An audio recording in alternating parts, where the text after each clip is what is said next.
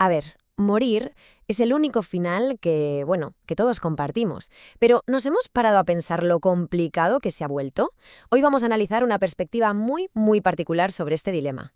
Se trata de una declaración conjunta de las grandes religiones abrahámicas que intenta, pues eso, encontrar algo de sentido en esas decisiones tan difíciles que se toman al final de la vida. Vale, y la pregunta es, ¿cómo hemos llegado a este punto? ¿Por qué algo tan fundamental como la muerte de repente se ha convertido en este laberinto de dilemas éticos, médicos, personales? Bueno, pues según esta declaración que vamos a ver, la respuesta está, en gran parte, en los cambios tan profundos de nuestro mundo moderno. Pensemos un poco. Por un lado, la tecnología médica. Puede ser un milagro, claro que sí, pero otras veces lo único que hace es prolongar el sufrimiento. Además, ya no se suele morir en casa rodeado de la familia, ahora se muere en hospitales. Y si a todo esto le sumamos el ruido mediático, la opinión pública y la cruda realidad de que los recursos sanitarios son los que son, pues el cóctel es complejo. El verdadero problema, según argumentan, no es solo algo médico, es mucho más profundo, es social y es ético. El contraste, si lo pensamos, es que es brutal. Hemos pasado de un rito de paso que era íntimo, comunitario, a una experiencia que a menudo es solitaria, clínica, totalmente impersonal. Y es precisamente esta deshumanización del proceso de morir lo que llevó a estas religiones a decir, oye, tenemos que hablar y tenemos que hacerlo con una voz común. Y es que, en medio de toda esta complejidad, ocurre algo bastante notable. El judaísmo, el cristianismo y el islam, que a pesar de todas sus diferencias, que las tienen, se unen para ofrecer una perspectiva común, una respuesta unificada a un desafío que, al final, nos afecta a todos. Y ojo, porque sus objetivos van mucho más allá de sus propias comunidades religiosas. Lo que buscan es ofrecer una guía clara, tanto para pacientes y familias como para los propios médicos e incluso los legisladores.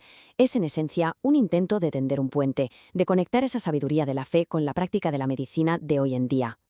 Vale, pero vamos al grano. ¿Qué proponen exactamente? ¿Cuáles son esos principios que ofrecen para guiarnos en decisiones tan difíciles? Pues bueno, la declaración lo que hace es establecer un marco moral muy definido.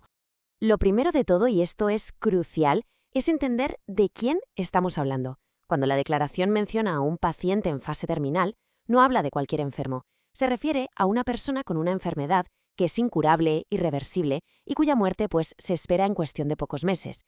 Entender este contexto es la clave para todo lo que viene después. Aquí entramos en un punto delicado, la tecnología. Lo que argumentan es que la tecnología médica no puede ser un fin en sí misma, su uso tiene que ser responsable. Se trata de encontrar un equilibrio muy difícil. Porque, a ver, una cosa es prolongar la vida con dignidad y otra muy distinta es lo que llaman encarnizamiento terapéutico, es decir, prolongar artificialmente el proceso de morir cuando ya no hay ninguna esperanza. Ahora bien, hay un pero importante. Y es que la balanza siempre tiene que inclinarse hacia el paciente. Si una persona en esa fase terminal, conscientemente, desea usar los medios médicos para alargar su vida, aunque sea solo un poco de tiempo, ese deseo debe ser respetado. La última palabra en este caso la tiene el paciente. Pero hay un punto en el que la declaración traza una línea roja, una línea totalmente inflexible. Una frontera moral que, desde su perspectiva, desde la fe, no se debe cruzar. Jamás. Y aquí es donde son tajantes. Cito textualmente, porque no hay ambigüedad ninguna, nos oponemos a cualquier forma de eutanasia, así como al suicidio médicamente asistido, porque son inherente y consecuentemente erróneos desde el punto de vista moral y religioso y deben ser prohibidos sin excepciones. Fin de la cita. Para ellos es sencillo. Estos son actos que quitan la vida de forma deliberada y por tanto son inaceptables. Es sin duda la postura más contundente de todo el documento. Vale, entonces, si rechazan de plano la eutanasia, ¿cuál es la alternativa? Porque claro, la declaración no se limita a decir no, también propone un camino, una vía constructiva que está centrada por completo en el cuidado y la compasión.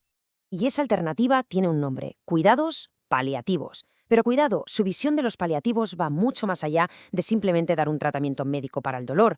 Los definen como una atención integral, es decir, una atención que abraza todas las dimensiones de la persona, lo físico, por supuesto, pero también lo emocional, lo social e incluso lo espiritual.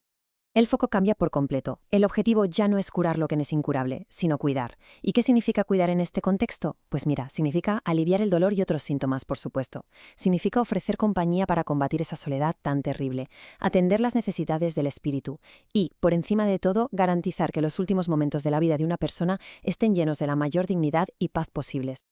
De hecho, le dan tanta importancia a esto que elevan la asistencia espiritual a la categoría de derecho fundamental del paciente. Y a la vez lo ven como un deber ineludible de las propias comunidades de fe, el de acompañar a los suyos hasta el mismísimo final. Y ya para ir terminando, el documento no se queda solo en una declaración de principios, en bonitas palabras. No. Finaliza con una serie de compromisos muy concretos, lo que es, en toda regla, una llamada a la acción para la sociedad en su conjunto. Sus peticiones son muy claras. Por un lado, piden prohibir legalmente la eutanasia y el suicidio asistido. También, proteger el derecho a la objeción de conciencia de los profesionales sanitarios. Y, fundamental, garantizar que todo el mundo tenga acceso a cuidados paliativos de calidad. Pero quizá la llamada más profunda que hacen es cultural.